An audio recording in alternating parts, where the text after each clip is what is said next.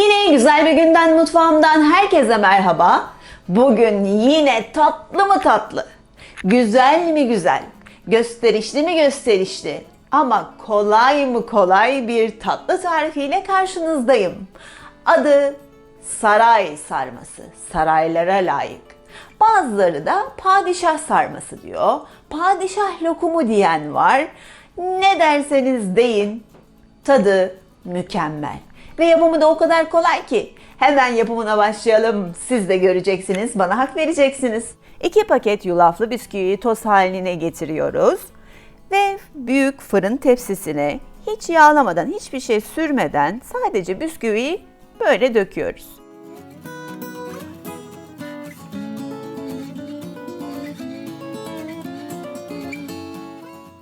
Bir spatula ile şöyle birazcık hafif hafif bastırarak bütün tepsiye eşit olarak bisküvileri yaydırıyoruz.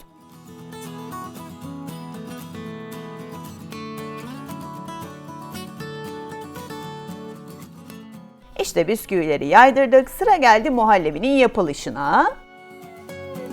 1 litre süt, 1 su bardağı 200 mililitre yani şeker, 1 su bardağı un, dolu dolu 2,5 yemek kaşığı da kakao.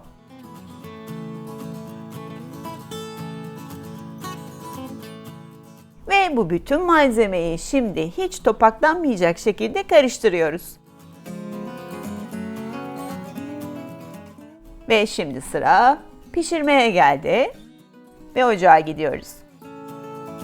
Ocakta da muhallebimiz pişene kadar sürekli karıştırıyoruz. Ve kıvama geldi. Şimdi artık ocağın altını kapatıyorum ve kapattıktan sonra 1 paket vanilya ilave ediyorum.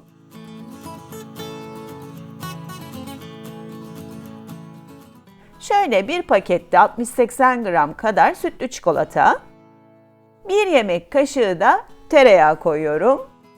Gerçekten inanılmaz bir tat oluyor. Bunu böyle alın, yiyin. Çok çok güzel oluyor. Tabii bir de bu da bizim tatlıya konunca tatlı enfes oluyor.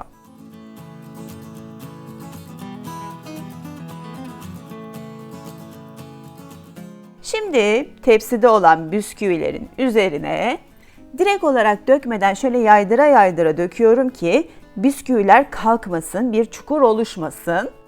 Şöyle spatula yardımıyla da muhallebiyi tüm bisküvilerin üzerine eşit olarak böyle kaplayacak şekilde yaydırıyorum.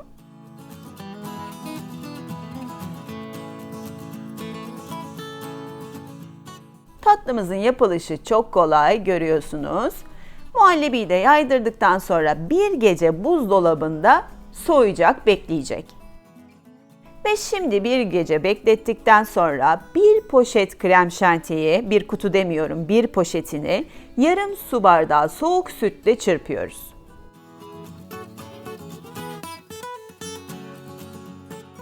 İyice katılaşıyor gördüğünüz gibi.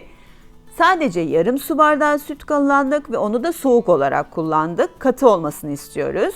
Ve bir gece beklettiğimiz bu tatlımızın tabanına güzelce krem şantiyi de 1 kat olarak yaydırıyoruz. Tatlımız 3 kattan oluşuyor. Bisküvi tabanı, muhallebi tabanı ve krem şanti tabanı. Ama harika bir tatlı oluyor. Malzemeler çok basit, çok az ama çok bereketli bir tatlı. Şöyle bütün krem şantiyi de yaydıktan sonra enlemesine tam ortadan şöyle kesiyorum.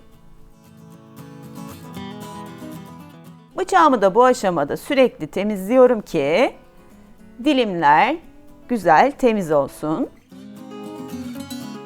Spatulanın genişliğinde şöyle dilimlere ayırıyorum.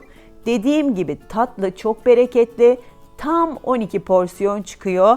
Sadece bu kadar malzeme kullanarak 12 porsiyonluk harika bir tatlı elde ediyoruz. Ve görünümü de muhteşem güzel, tadını zaten size anlatamam.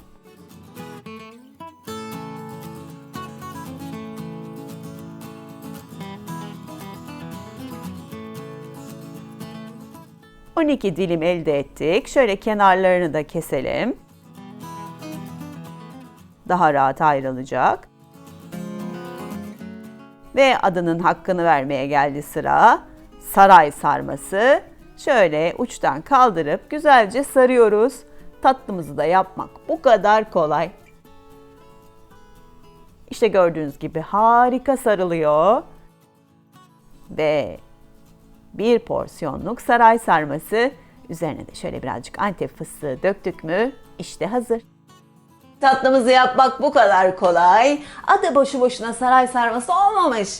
Evet, saraylara layık. Bizim evimizde bizim sarayımız olduğuna göre tam bize layık.